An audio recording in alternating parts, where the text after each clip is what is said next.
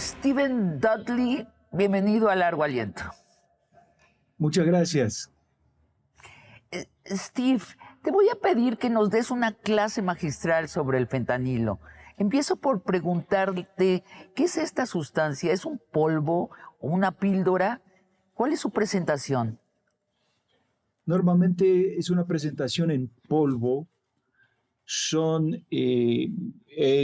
Lo que uno tomaría, lo que uno consume, son unos granitos, y digo granitos porque es una sustancia supremamente peligrosa.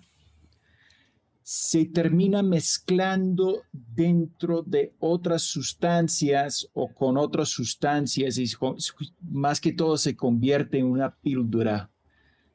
Y es una píldora falsificada de Oxy, básicamente. O sea, en la mayoría de los casos se viste como Oxycontin, ¿no? Ajá. Y ese Oxy es de cierto peso, entonces por eso se llama M30, porque es de 30 miligramos. Y eso es básicamente lo que se vende. Se vende la píldora con esos granitos dentro de la píldora falsificada masivamente en varias partes de México. Leo de tu Sí, reporte sobre el fentanilo realizado para Inside Crime. Te cito, el fentanilo es una droga muy potente. Ok, alguien lo toma.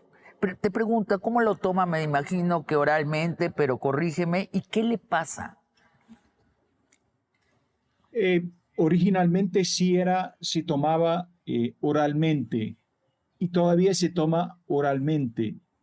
Tiene unos efectos mayores cuando uno lo toma oralmente, porque se está consumiendo, entrando ya en el sistema y la sangre, etc. Lo que hace la droga es llegar a paralizar ciertas funciones de cerebro. Y lo que hace es como no sentir de cierta manera algunas funciones o algunos aspectos del cuerpo en sí. Y por eso es tan peligroso, porque puede hacer que dejes de respirar, porque lo que está mandando desde el cerebro al cuerpo es dejar de respirar si tomas demasiado. Ajá, ajá. Pero si tomas, digamos, una cantidad que te lleva a tu lugar feliz, ese lugar feliz es un lugar en el cual percibes el mundo de una manera distinta, pues es como Sí, cualquier otra droga y te hace sentir bien, bien, tranquilo, relajado, que no te te quita, puede... según entiendo, te quita todo dolor físico o psicológico. Eso es lo que te hace, te libera de cualquier dolor, es lo que te hace, o te hace también ver alucinaciones, No tanto, no tanto. no, Cualquier opioide tiene ese afecto. Eh, Bien hablando de heroína, que es el opioide más orgánico, entre comillas, porque también se mezcla químicos. Oxycontin, la Oxy también tiene ese mismo afecto. Son supremamente efectivos en lo que pretenden hacer, que es la Oxy, por ejemplo, quita el dolor.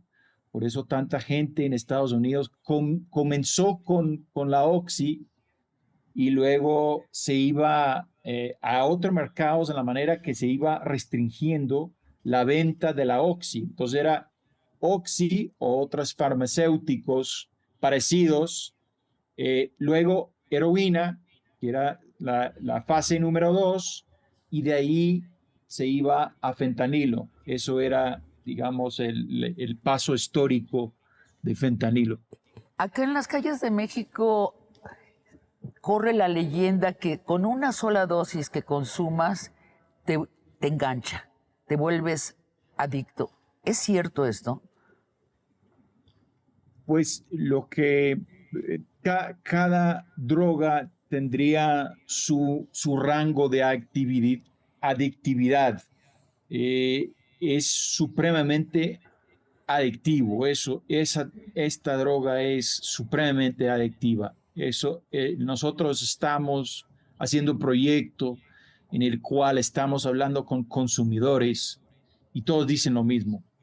Según los mismos consumidores, que ellos pasaron rápidamente a ser adictos a esto y no solamente al efecto de esto, de esa sensación de no tener dolor, sino lo que pasa es que a poco tiempo convierten en adictos a la sensación de no sentir la sensación de dejar de tomarlo.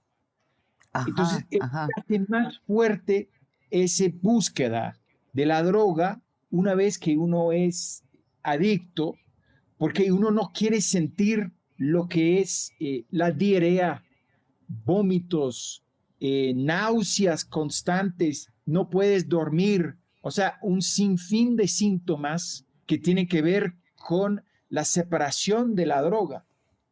Y Ajá. eso es lo que les genera ese vínculo tan fuerte con fentanilo, es esa sensación a la hora de salir de la adicción, sienten todos esos síntomas. Y Entonces, si vuelven a bien tomar para comienzan con la buena liberarse. sensación, terminan con la sensación mala y eso es lo que más les jala detrás a la adicción. ¿Tiene algo que ver con el cristal? En México hay una epidemia, sobre todo en la Ciudad de México, de cristal. ¿Tiene algo que ver o es totalmente distinto? Tiene algo que ver en el sentido que las bases de producción son básicamente las mismas. Es decir, que la larga historia y trayectoria de la producción de cristal, de metanfetamina en México, es lo que deja eh, México como preparado para la llegada de fentanilo. Y el hecho de que ya existían ciertos, no voy a decir que profesores o químicos o digamos expertos en esa producción, hace que la transición a la producción de fentanilo sea más fluido. Y ahorita es más fluido esto de transferir tus actividades entre fentanilo y metanfetamina. Muchos productores independientes hacen eso. Es también conectado con metanfetamina en la siguiente manera, que cada vez con tanta cantidad de fentanilo que hay ahorita en el mercado de México y en el mercado de Estados Unidos, los mismos distribuidores de drogas están experimentando con fentanilo dentro de otras drogas. Y dentro de esas drogas es la metanfetamina. Y ellos están produciendo otro tipo de reacciones a los mismos consumidores que van buscando esa sensación combinada de las dos drogas o buscan la sensación de poder subir después de una bajada de opioides. Entonces toman fentanilo y después toman metanfetamina y luego fentanilo, metanfetamina, etcétera. Entonces se va mezclando esas drogas de una manera distinta y nueva. Steve, este, vemos estas fotos de gente tirada en la calle, totalmente destruida, y, y la pregunta es, ¿qué tan rápido este consumo del fentanilo te vuelve antisocial, te destruye psicológicamente? ¿Qué tan rápido es el proceso y qué tan fatal? Es rápido, es rápido de nuevo, según los mismos consumidores, es rápido. Pero Ellos se rápido es semanas, meses, años, ¿cuánto tiempo? semanas. O sea, Semanas. son cosas que realmente no habíamos experimentado en, en el mundo de los observadores de ese tipo de fenómenos. Es algo inédito. ¿Y Por cuánta gente eso, mata? ¿Cuánta gente mata, Steve? mira, en Estados Unidos donde más ha llegado, donde más ha penetrado ese flagelo,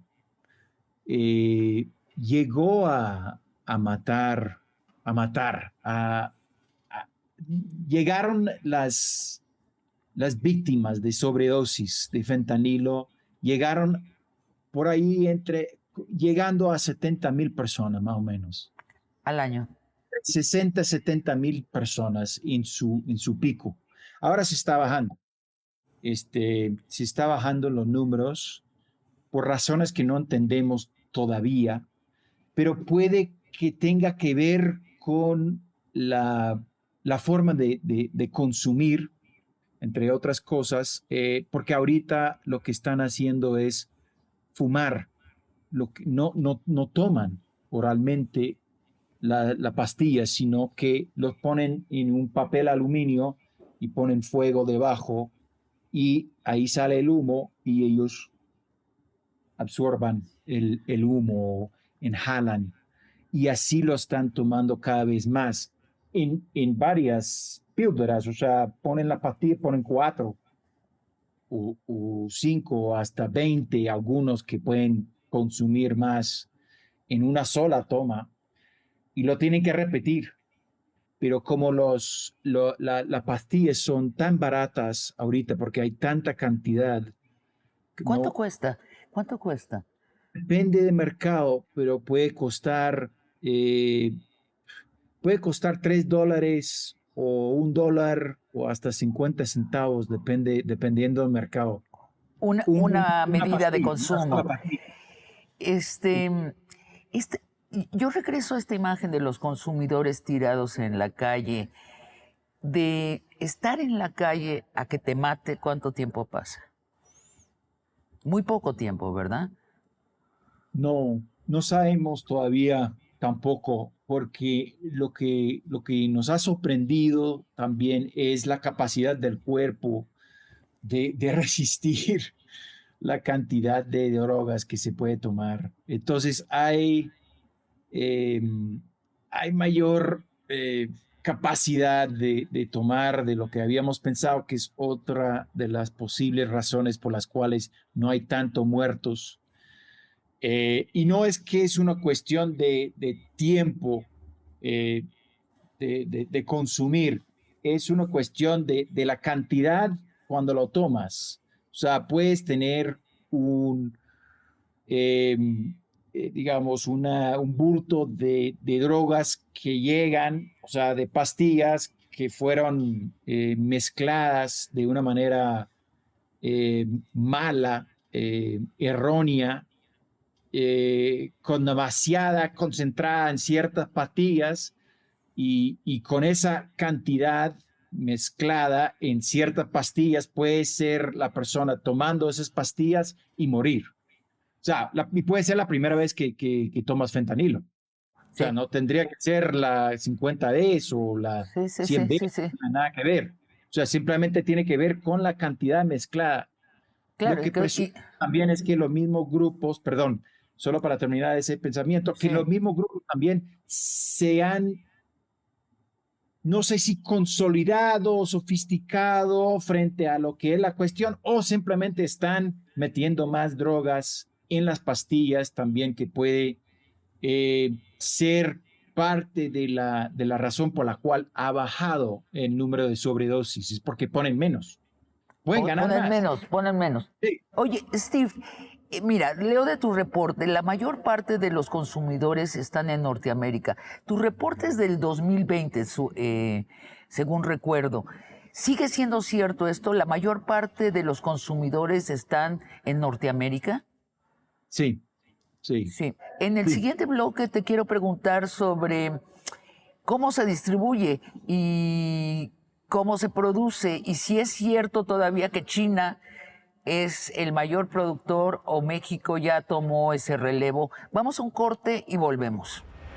Mientras más te escucho sobre este tráfico de fentanilo, más ridículo suena la amenaza de Trump de invadir con fuerzas militares a destruir laboratorios. ¿Tu impresión es que lo de Trump tiene algún sentido? No, no tiene ningún sentido, no es algo que sea factible de ninguna manera. No hay, como digo, no hay ejército, ni policía, ni DEA, ni investigador. Nadie puede parar esto.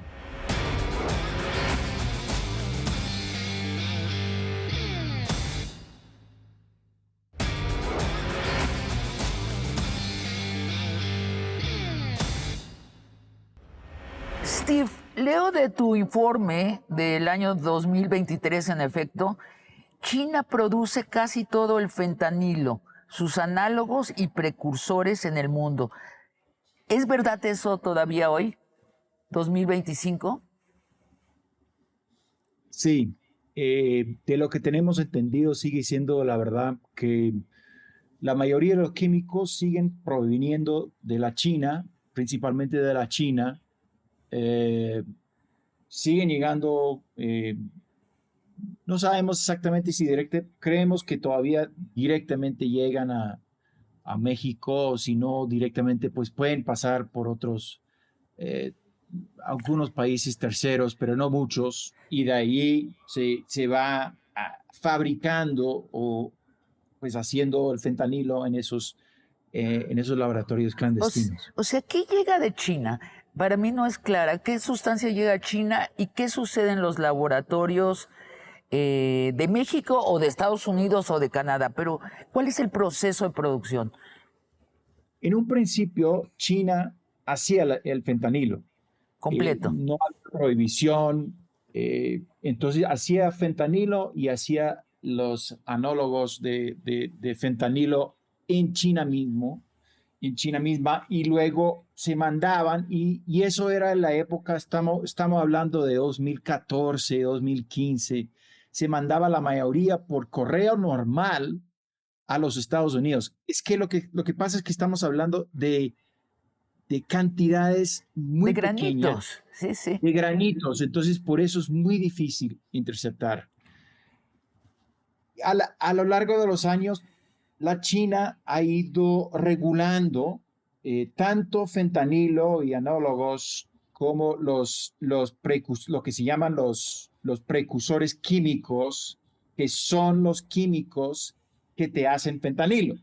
Ok, ok. Entonces, cada vez más hay que ir, digamos, en la parte más abajo de la cadena, es decir, que tienes como una base de químicos que necesitas para poder producir los otros químicos para llegar a los precursores y luego llegar al fentanilo. En un principio, los productores en México conseguían los precursores, que era el paso anterior a fentanilo. Ahora tienen que conseguir los precursores y producir los precursores, eso dentro de México, y luego llegar al fentanilo. Y eso es el mismo proceso que ha pasado con metanfetamina.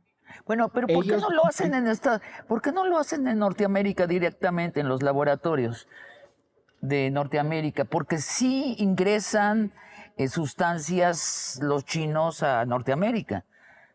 ¿Por qué no? ¿Por qué tienen que pasar por México o por Canadá? y porque hay más controles de la llegada de esos químicos en Estados Unidos, Ujú, ujú. más controles eh, legales, por decirlo así. Sí, lo que pasa es que esos químicos no son ilegal, lo que pasa es que esos químicos son utilizados en muchos otros procesos para hacer cualquier cantidad de, mm, eh, de cosas que nosotros estamos utilizando todos los días. O sea, eso es el problema, qué sé yo, los desodorantes, los shampoos, todo lo que utilizamos tiene ese químico.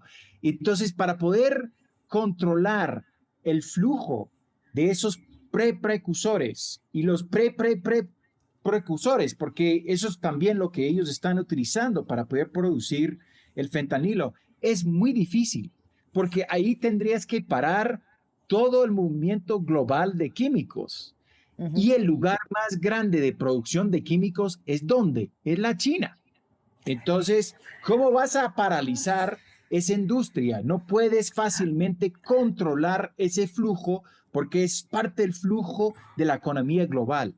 Steve, ¿tú viste las fotografías del New York Times sobre el supuesto laboratorio en México? ¿Te parecieron verídicas esas fotos? En México se dijo mucho, incluso la presidenta dijo que un laboratorio así que se veía muy simple, sin grandes aparatos, no produce fentanilo. ¿Cuál es tu opinión? Bueno, no tu opinión, tu dictamen de experto. Tú eres un experto en este asunto.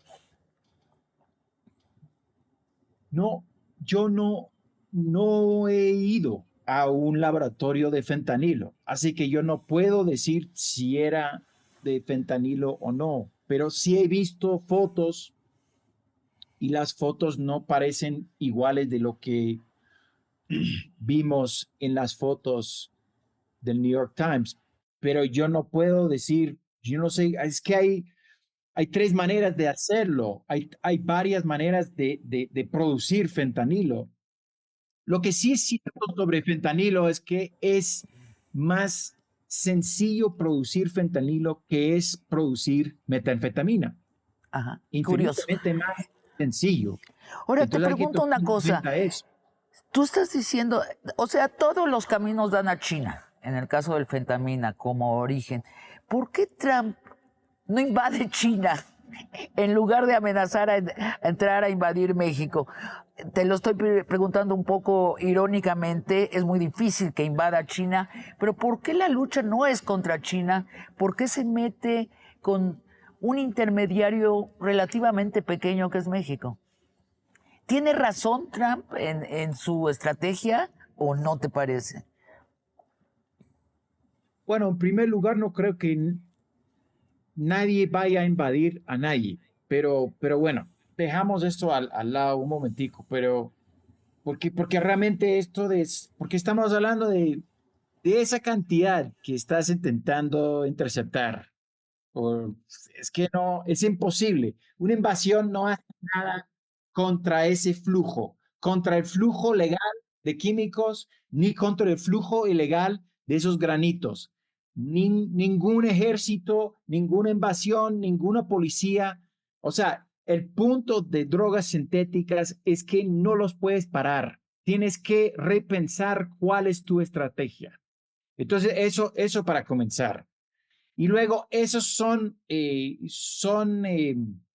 disparos políticos, eh, en mi opinión. Y los disparos políticos van hacia México, por supuesto, porque es un blanco fácil, como tú dices, es pequeño, es el vecino, es donde vienen los migrantes, todo eso. Entonces, todo está mezclado ahí. Así es. Es un blanco fácil y es un blanco eh, sencillista para sus propios seguidores para confabular todo lo que está pasando, fentanilo, migración, los Exacto. mexicanos. Ya. Para uno no hay matices, para esos seguidores no hay matices, Claro. pero hay otro blanco que también es la China, o sea, la China no se escapa de esto, o sea, es también blanco de Estados Unidos. Y tú también en tu reporte hablas de India como el segundo productor de fentanilo. La India. La India es la industria química, la segunda industria química del mundo. Así que, y además que hay menos restricciones sobre la producción de ciertos químicos. La China sigue siendo número uno porque es barato, seguro y ellos responden, tienen buena relación con sus clientes. Si desaparece un cargamento, ellos lo reemplazan.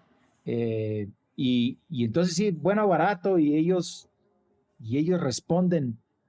Entonces, ¿por qué va? Porque uno va a otro lado, o sea, no tiene sentido. Eso es lo que dicen los mismos productores. Steve, En China no se mueve una hoja sin que el Estado lo controle.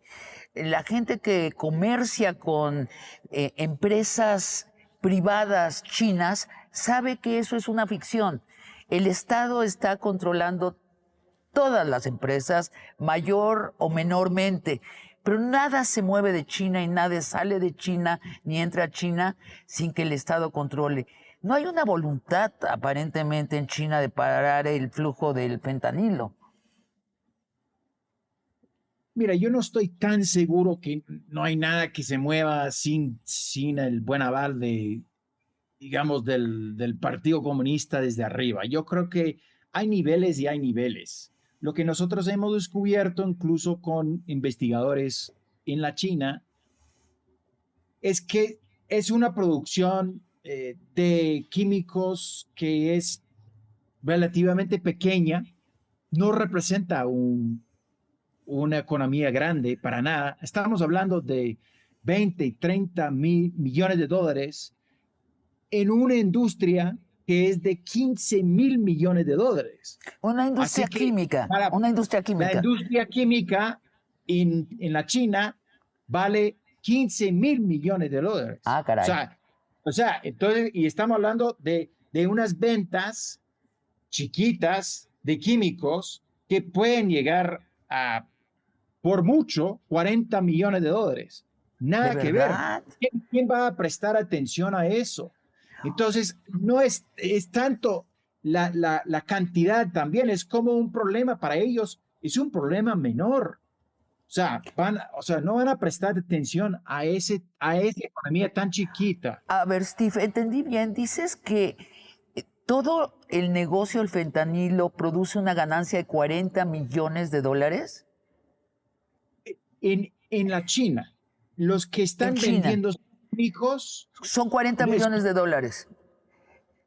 Como mucho. Y el comercio internacional de fentanilo, ¿cuánto dinero corre por ese negocio? No hemos hecho esos números a nivel global. Hemos hecho algunas estimaciones en los Estados Unidos. Entonces puede ser entre 2 y 4 mil millones de dólares. En Estados Unidos. En Estados Unidos. O sea, produce una ganancia enorme. Los granitos estos producen al que los negocia una enorme ganancia, ¿cierto? Sí, pero los productores, pues al principio de la cadena, no es que ganen mucho.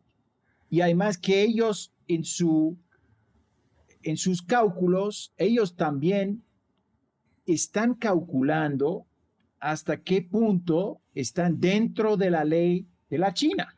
Entonces, ellos lo que están haciendo es viendo las regulaciones que existen en la China y lo que hacen en el mercado es buscar la manera de evitar problemas, esos problemas que tú dices que puede generar el mismo Estado estando encima de ellos.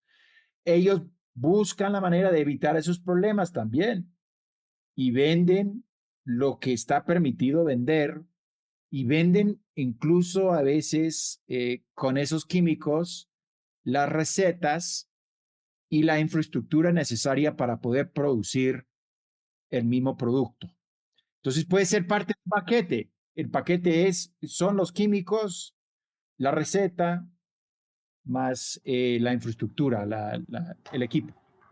Ahora, mientras más te escucho y me instruyes y nos instruyes sobre este tráfico de fentanilo, más ridículo suena la amenaza de Trump de invadir con fuerzas militares a destruir laboratorios, pero ya por múltiples razones. Una es que se produce sobre todo en China, luego en India, en tercer lugar en México, luego de que estamos persiguiendo un polvito, una arenita que va a ser muy difícil de controlar después que nos explicas que es relativamente fácil crear ese polvito. ¿Cuál es tu opinión? Esta es mi primera impresión. ¿Tu impresión es que lo de Trump tiene algún sentido? No, no tiene ningún sentido, no es algo que sea factible de ninguna manera. No hay, como digo, no hay ejército, ni policía, ni DEA, ni investigador. Nadie puede parar esto. Esto es cómo mitigar los problemas más difíciles los efectos colaterales más dañosos. Eso es la meta. Y Eh, tú como un experto, si la meta fuera eso y bajar drásticamente el número de muertes en Estados Unidos por fentanilo, bajar la adicción, ¿qué harías? bueno, yo estaría metiendo mucho en la educación, definitivamente. Las campañas también han funcionado en Estados Unidos sobre esto. Tiene uno que es One Pill Can Kill, que es una pastilla te puede matar.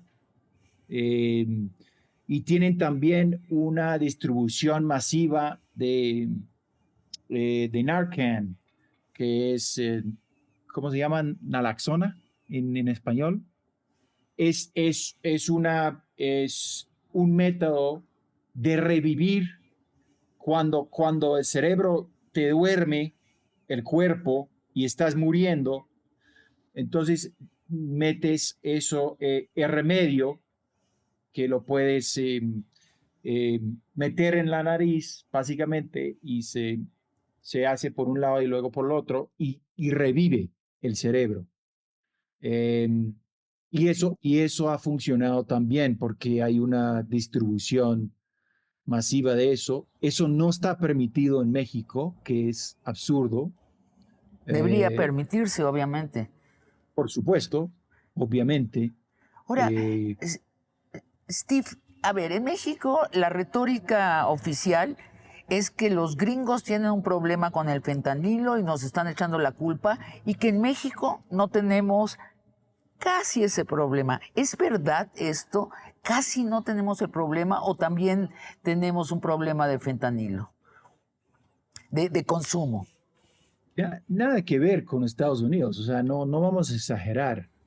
Lo que vemos en México es lo que vemos en otros países que no tienen la misma base sobre la cual se construye el mundo consumidor de fentanilo, que es que no existe esa, esa tradición de resetear Sí. masivamente los opioides.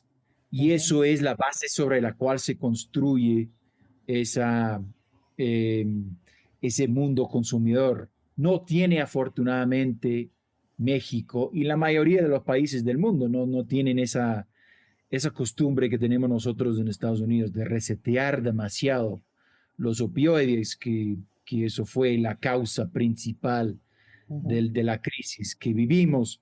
Ahora bien, México tiene un problema enorme con cristal, Sí. enorme, es enorme. Visitas los centros de rehabilitación de drogas y 2/3 de las personas que están ahí por cristal y eso es droga sintética, o sea, Sí.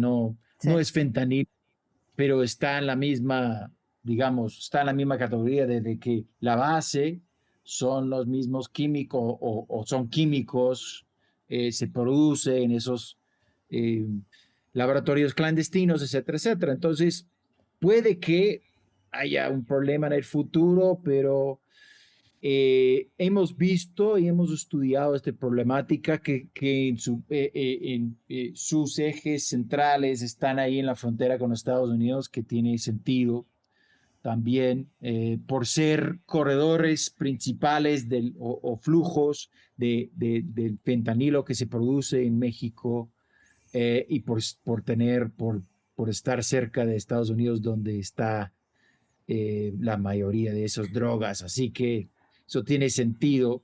Lo que sí nos genera una, no sé, o sea, cuando uno hace esto a la cabeza, cuando las autoridades mexicanas dicen que no se produce fentanilo en México, nos parece unas una Pues una comunicación mentira, ¿no? completamente errónea y politizada y no, Sí, sí, yo no, creo no, que es muy importante sacar de la política y de la narrativa política el tema y hablar, y por eso te pedimos esta entrevista. Te quiero preguntar en nuestro tercer y último bloque sobre quién diablos distribuye el fentanilo dentro de Norteamérica. Vamos a un corte y volvemos. sí, tenemos unos que nos tildan de izquierdistas, otros de derechistas eh, y, y bueno, pues vimos eso también en México cuando yo saqué una nota sobre AMLO y ahí entonces nos dijeron, y pues dijeron que nosotros éramos parte de un complot de la DEA, etcétera, pero nosotros no, ¿Y nada que ver. qué dijiste de AMLO? ¿Que AMLO era socio del Chapo Guzmán o qué dijiste?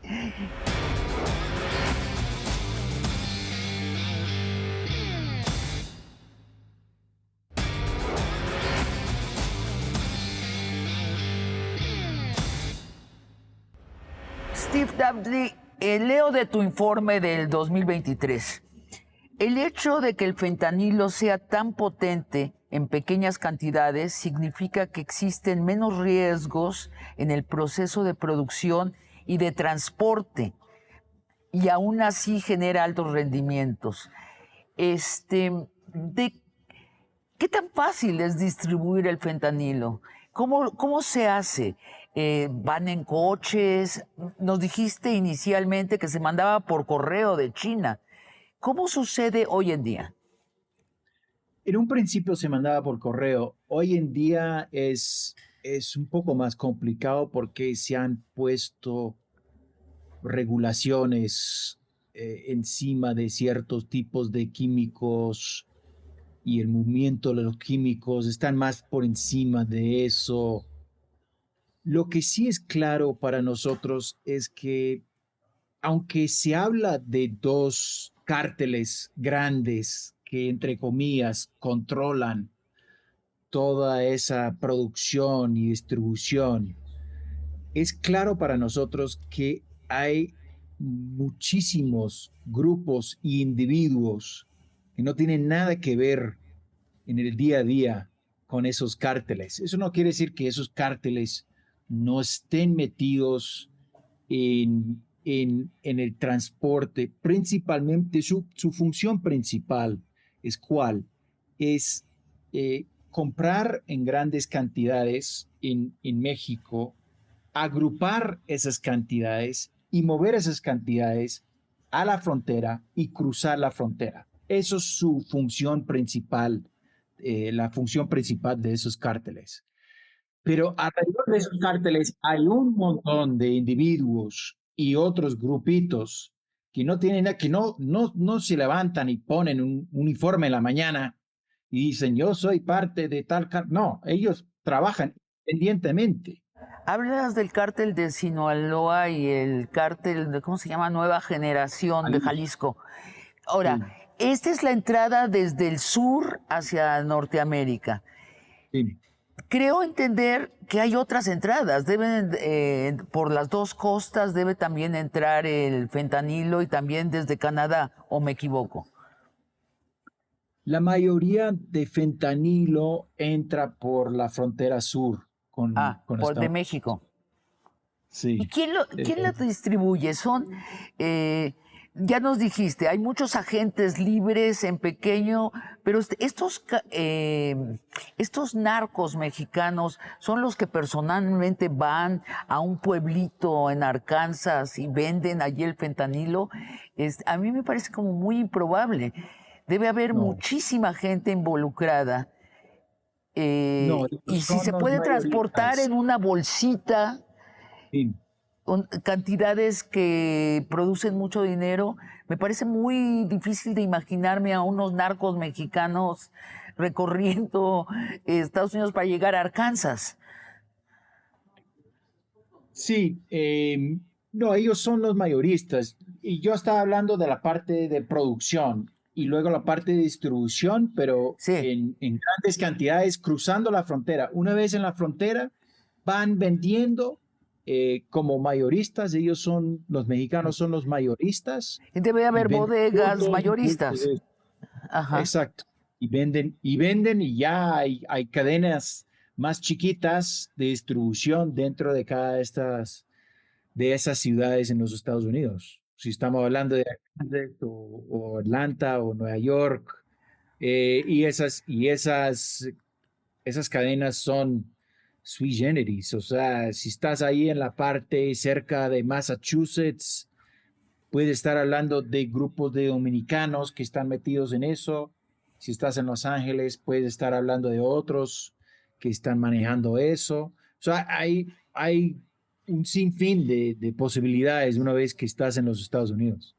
Hace poco vi algún reportaje en YouTube de una comisaría en un lugar en Arkansas y se veía que habían detenido a dos señoras de 30 años, muy guapas, con sus uñas largas y que traían un sobrecito de fentanilo. Bueno, y hacen su dinero a través de eso. Debe haber muchos agentes minoristas, pero estamos hablando, corrígeme, de cientos de miles o aún más.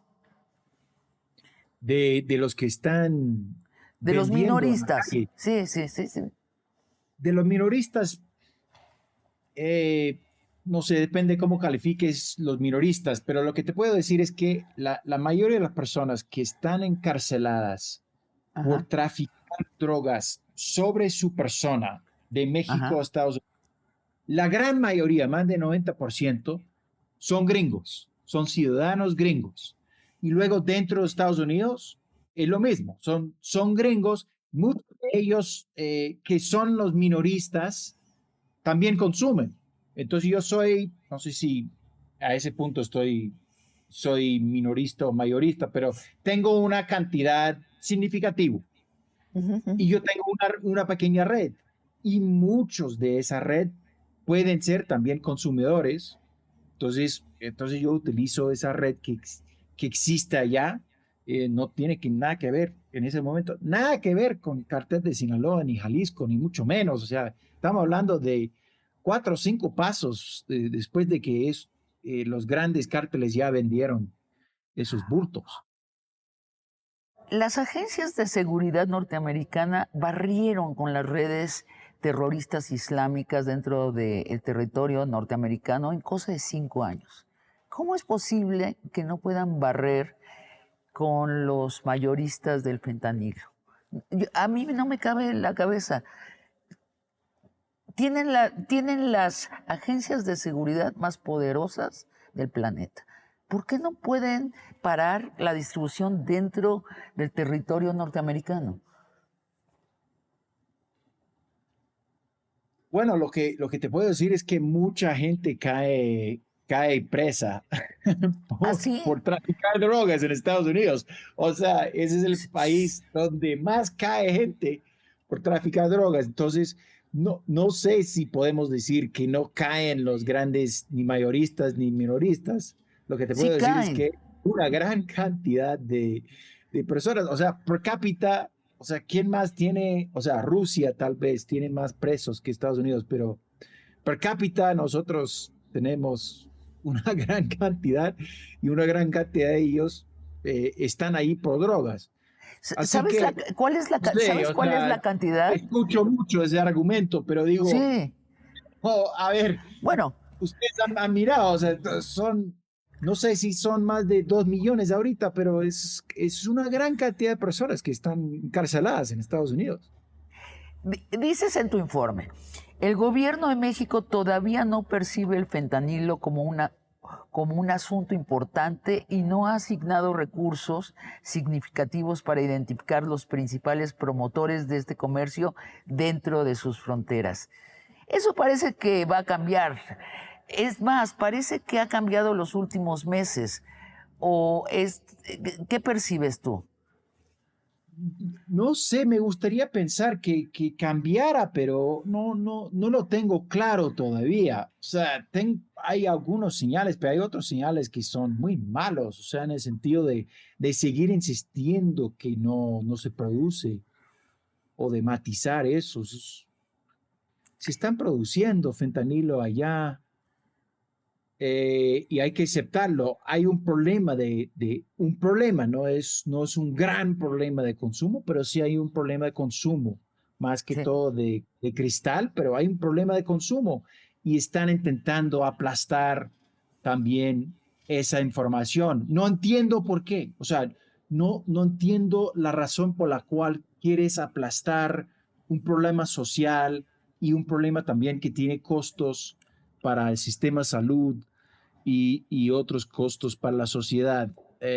Pero eso es lo que da la impresión de que no quieren resolver o enfrentar este problema de frente. Sí, yo tampoco te lo sabría decir. Lo único que se me ocurre es que a veces los políticos quieren tener una narrativa muy limpia. Entonces, la narrativa mexicana es, aquí no producimos fentanilo, no sé de qué están hablando.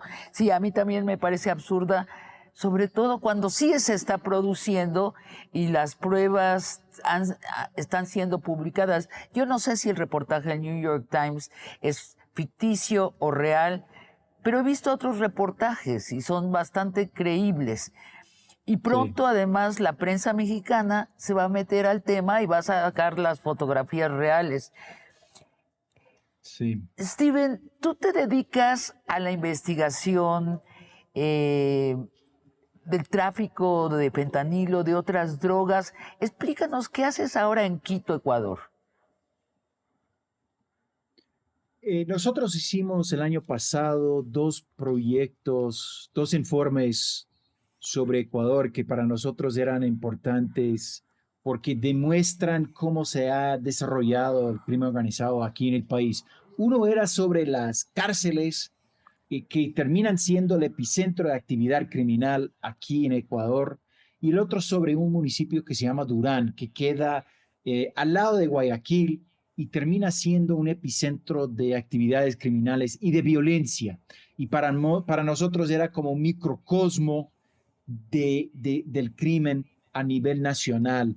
Y entonces estamos haciendo seguimiento a esos informes y de alguna manera viendo hasta qué punto los candidatos que están preparándose para las elecciones que tienen ahorita en febrero, la primera ronda en febrero, están viendo de una manera matizada esos problemas del crimen organizado y haciendo un análisis sobre la campaña nacional y los candidatos y qué posiciones están tomando frente a ese flagelo de crimen organizado aquí en el país.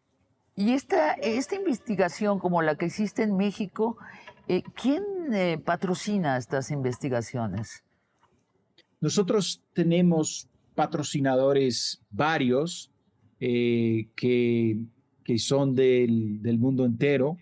Eh, Algunos son fundaciones. Nuestro financiación semilla, como se habla, viene de la Fundación Soros, y algunos programas de gobiernos también que financian el tipo de investigaciones que nosotros hacemos a nivel global.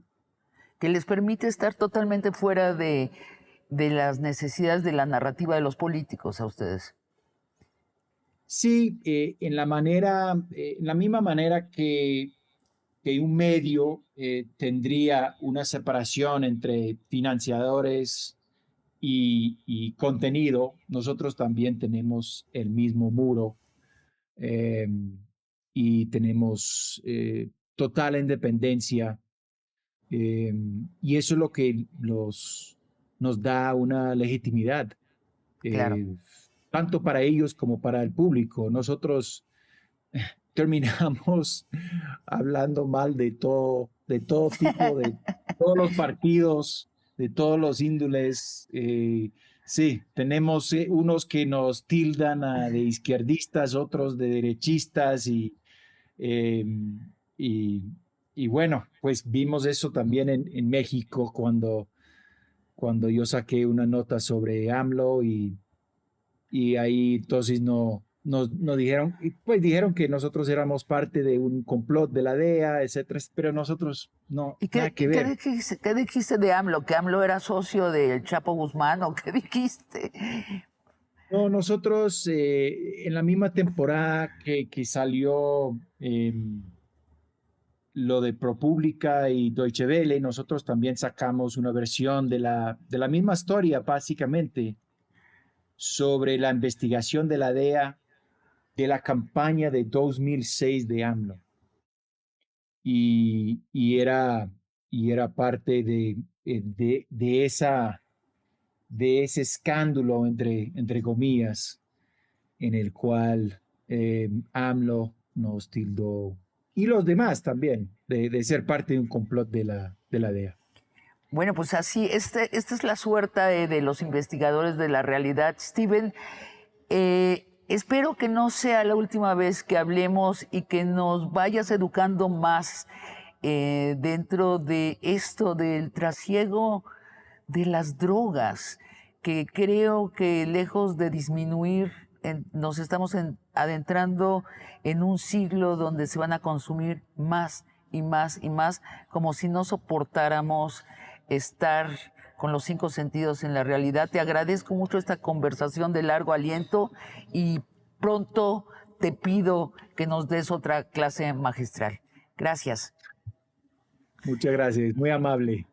Y a ustedes, amigos y amigas, los espero la próxima semana en otra conversación de largo aliento.